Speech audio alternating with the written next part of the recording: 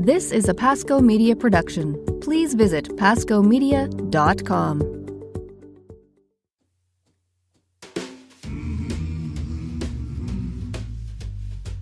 In Latin, Renovo means to renew, restore, or revive. This is the show where we explore the miraculous nature of the mundane as we look at one part of the Catholic tradition to help you engage more fully in the practice of faith. Past episodes are available at renovopodcast.com. I am Doug Tuke, and today I thought I'd start kind of like a new kind of fun series on like controversial Christian figures / Catholics who do weird stuff throughout history. And why not hit it out of the park with a bang and start with Rasputin? Because he's Eastern Orthodox. We'll talk more about that later on. But this guy is creepy. I mean, he has been like a villain in Disney cartoons. He was like a nasty bad guy in Hellboy. If you ever saw that, they were amazing movies. Those are amazing movies. But let's dig into this a little bit. Let's talk about who this crazy guy is. There's some great podcasts, great blogs, great information out about this guy. But I thought, in Renovo fashion, we would do kind of our own thing. Rasputin. Here's this crazy guy. It took 3 bullets to kill him. A bullet in his left chest, one in his back, and then a third into his forehead, okay? And then the killers, they took his body off a bridge and they threw it into the Neva River in Russia. And the doctor who actually performed the autopsy said his body had suffered a number of wounds from the fall. His head, nose, eyes were damaged, and one of his ears was actually kind of like removed. And this kind of added to like the legend of Rasputin. So even in his bloody, nasty, awful death, like he was demonized. He was like deified, kind of creepy. He'd been one of the most famous, infamous to a lot, people in Russia ever. He was murdered because 5 conspirators believed, as did like a lot of Russian aristocrats, that he had pretty much become too powerful and had way too much influence over the Romanov family in the early 1900s. The Tsar Nicholas and his wife Alexandra and all of Russia could basically be saved if he was dead. That's his ending. Let's unpack the story. Okay, so to some, this guy, this Siberian peasant, Grigory Yefimovich Rasputin, was just kind of like a drunk, sexually prodigious demon, okay? He was a horse thief when he was a kid. He basically, people thought that he had become like the incarnation of evil, the devil, and that he used like supernatural powers to hypnotize and gain control over men and women and powerful people. And that's really not true, but the lore of his story gone by is what we've got. Now, to other people, like including Nicholas and Alexandra, the parents of the Romanov parents of Anastasia and others, they loved him. Like he was a humble man of God. He was like a holy man, a spiritual father, and a friend. On January 1st, that's why we're doing the show. On January 1st, 1917, that's when they found the body in the frozen waters of the river in the city of Petrograd, which until 1914 had actually been called St. Petersburg. And news spread all across the country, all over, and people cheered because they believed that Rasputin had become basically like the reason for the empire's sort of sufferings and defeats during war. This is that sentiment that really led to the communist revolution. Unbelievable. So Rasputin, in the beginning, he had the reputation of being a holy guy. When he first kind of came to St. Petersburg in 1903, he was in monk's robes, long hair and a beard. He was known to be kind of filthy, just kind of a self-absorbed, kind of ascetic guy, pretty unkempt, kind of stinky. He was also said to have been a healer. He actually had a reputation as a healer well before he ever kind of met the royal family, but he had these intense eyes. If you ever get to see a photo of him, it's almost creaky, and he was kind of known to like hypnotize people with his gaze, which is pretty nuts.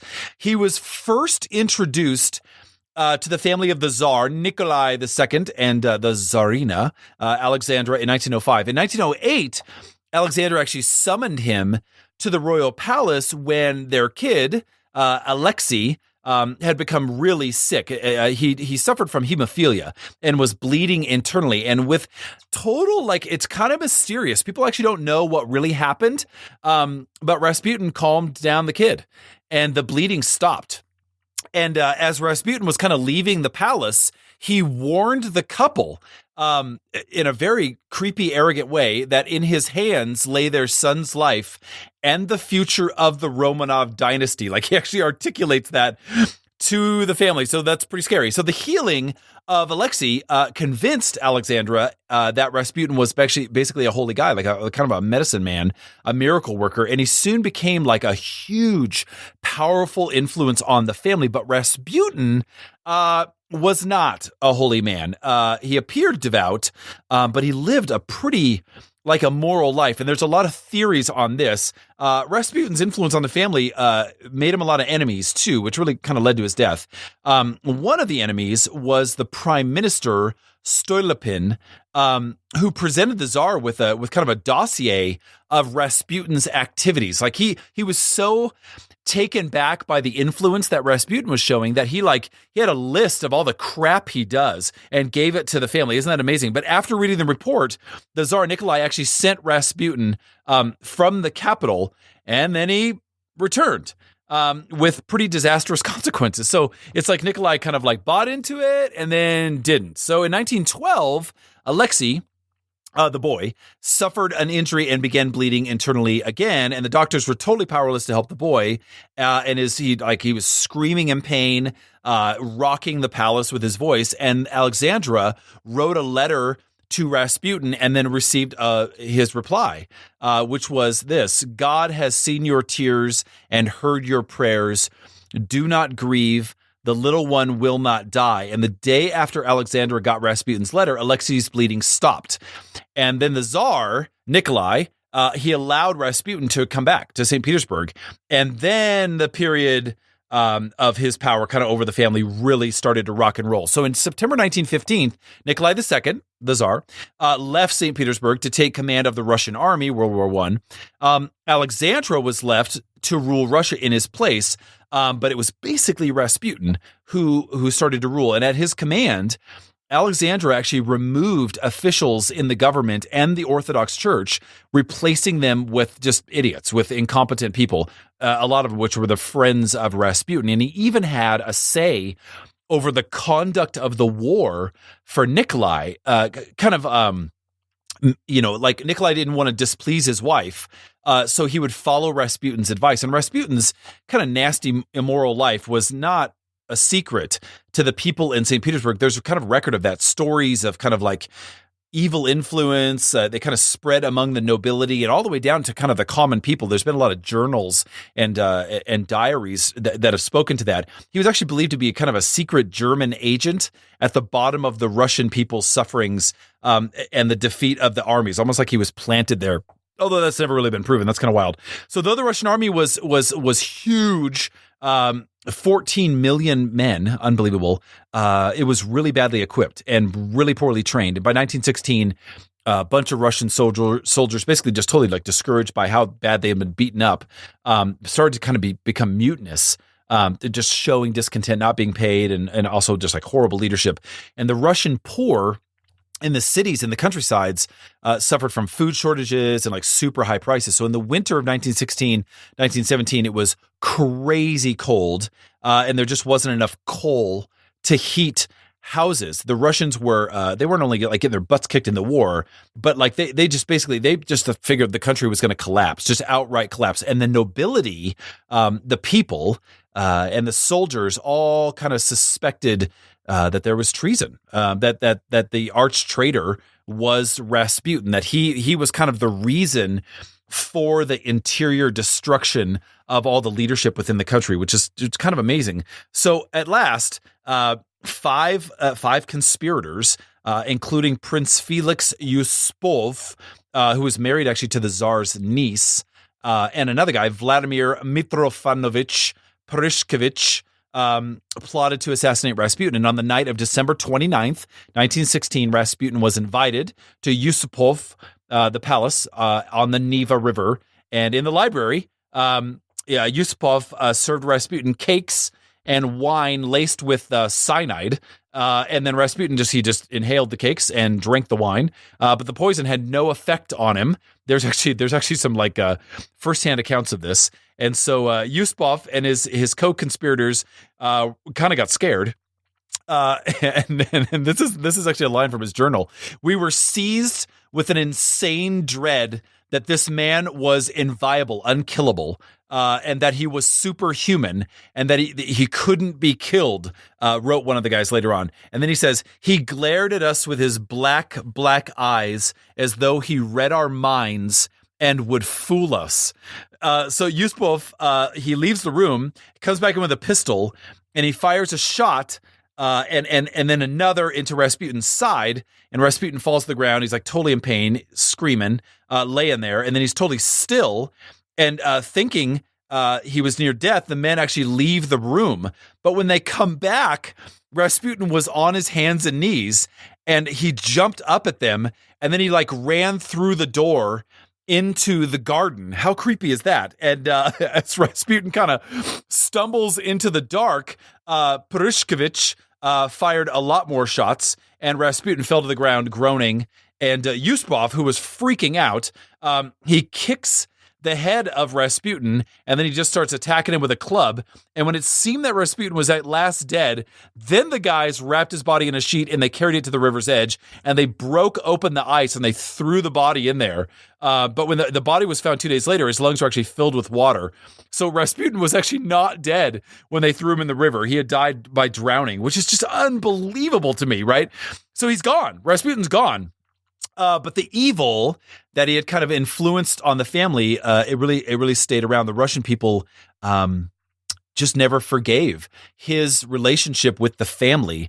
Their dad, the Tsar, had basically allowed this kind of like awful fraud to penetrate the leadership, and they just kind of never forgave him, and whatever loyalty or love that the Russian people basically had for Nikolai and Alexandra, it pretty much had been destroyed with Rasputin. Unbelievable. Now there's a lot of conjecture, there's a lot of theory out there that he was a part of some sect, kind of this like fringe, freakish sect of believers, notably Russian Orthodox, that held the claim that to defeat sin, you must fully immerse yourself in your sinful behaviors. They're called like the Kales, not the Gales or the Celts, but the Kales. And there's actually not any proof that to show that actually happens. Although he led a life of debauchery and like heavy drinking, like a lot of Russians at the time. So there's not a lot of proof to that. But the reality is, like, the firsthand accounts of this guy, like his manipulation, I mean, it's just like evil incarnate. Now, the famous member of the Romanov family is, of course, Anastasia. Thank you, Disney, for making that available to us. And there's a lot that the movie does not do a good job of really showing you who she is. And it also kind of, the real story throws like a huge like question mark over what Rasputin was really like, because the family was so taken with him. So Anastasia Romanov, she's born in 1901. She's the fourth daughter of Nicholas, and the Tsar and his extended family were all really upset that she was born a girl. They had really wanted a boy that could be an heir to the throne. So the Tsar's kids, despite being royalty, were actually raised like super simply. Like they were a really grounded family. They slept on hard cots, no pillows, took cold baths. They cleaned their own rooms. They did their own needlework, and they sold their needlework for charities. There's records of all of this, which is just amazing. So Anastasia, she grows up a pretty happy, like energetic kid. And you know, it's you know, she's doing good. She, you know, the Duchess's the Duchess's daughter, who was friends with her, Margareta Egger, she talked about Anastasia much later on in life. She says that Anastasia had the greatest personal charm of any child she had ever seen. She was a bright and gifted child, but she was also really mischievous, which is kind of funny. In fact, actually, the son of the court physician is quoted as saying she undoubtedly held the record for punishable deeds in her family, which is funny. So Anastasia was kind of a little snark, but she also, you know, she played tricks on people. She was kind of silly, kind of goofy, but you know, she was what she was. So Anastasia Nikolaevna Romanova, during World War I, she and her sister Maria visited wounded soldiers. though they were both like way too young to actually become official Red Cross nurses like their mom did, and older sisters, they would play games and like billiards, checkers with soldiers, just to kind of lift their spirits. She was actually recognized. She had like a really funny laugh, like a squirrel-like laugh. It's kind of funny. In February 1917, Anastasia and the rest of her family were placed under house arrest at the Alexander Palace during the Russian Revolution. This is the Communist Revolution. This is Lenin. And the stress of captivity.